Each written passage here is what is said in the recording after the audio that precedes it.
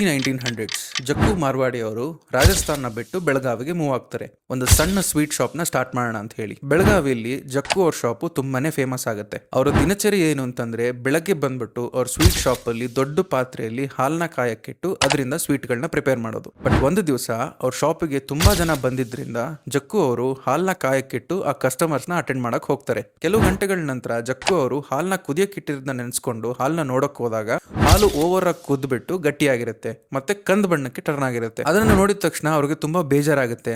But ಅದರಿಂದ ಒಂದು ಒಳ್ಳೆ ಸ್ಮೆಲ್ ಬರ್ತಿದ್ರಿಂದ ಅದನ್ನ ಟೇಸ್ಟ್ ಮಾಡೋಣ ಅಂತ ಟೇಸ್ಟ್ ಮಾಡಿದಾಗ ಒಂದು ಯುನೀಕ್ ಆದ ಸ್ವೀಟ್ ಮತ್ತೆ ಕ್ಯಾರಮಲೈಸ್ಡ್ ಟೇಸ್ಟ್ ಬರುತ್ತೆ. ಇದೇ ಹಾಲಿಗೆ ಕೋವಾ ಮತ್ತೆ ಸಕ್ಕರೆ ಹಾಕ್ಬಿಟ್ಟು ಮತ್ತೆ ಕುದಿಸಿ ಇದನ್ನ ಬಂದಿರುವಂತ ಕಸ್ಟಮರ್ಸ್ಗೆ ಸರ್ವ್ ಮಾಡ್ತಾರೆ. ಬಂದಿರುವಂತ ಎಲ್ಲಾ ಕಸ್ಟಮರ್ಸ್ಗೂ ಈ ಹೊಸ ಸ್ವೀಟ್ ತುಂಬಾ ಇಷ್ಟ ಆಗಿ ಯೂನಿಕ್ ಆಗಿದೆ ಅಂತ ಅವ್ರಿಗೆ ಕಾಂಪ್ಲಿಮೆಂಟ್ ಕೊಡಕ್ ಸ್ಟಾರ್ಟ್ ಮಾಡ್ತಾರೆ. ಇದೇ ಇವತ್ತಿನ ನಮ್ಮ ಬೆಳಗಾವಿ ಕುಂದ. ಬೆಳಗಾಂ ಕುಂದಾಗೆ ಕುಂದ ಅಂತಾನೆ ಯಾಕೆ ಹೆಸರು ಬಂತು ಅಂತ ನೋಡಕ್ ಹೋದ್ರೆ ಜನಗಳು ಎರಡು ರೀತಿ ಸ್ಟೋರಿ ಹೇಳ್ತಾರೆ. ಒಂದು, ಜಗ್ಗು ಅವ್ರ ಮಗಳ ಹೆಸರು ಕುಂದ, ಹಾಗಾಗಿ ಆ ಹೊಸ ಸ್ವೀಟ್ ಹೆಸರನ್ನ ಕುಂದ ಅಂತ ನೇಮ್ ಮಾಡಿದ್ರು. ಇನ್ನ ಕೆಲವೊಬ್ರು ಹೇಳೋದು ಹಾಲು ಕಂದು ಬಣ್ಣಕ್ಕೆ ಟರ್ನ್ ಆಗಿದ್ರಿಂದ ಇದು ಕುಂದ ಅಂತ ಕರೀತಾರೆ ಅಂತ. ಆದ್ರೆ ಈ ಎರಡು ಸ್ಟೋರಿಗೂ ಪ್ರೂಫ್ ಇಲ್ಲ.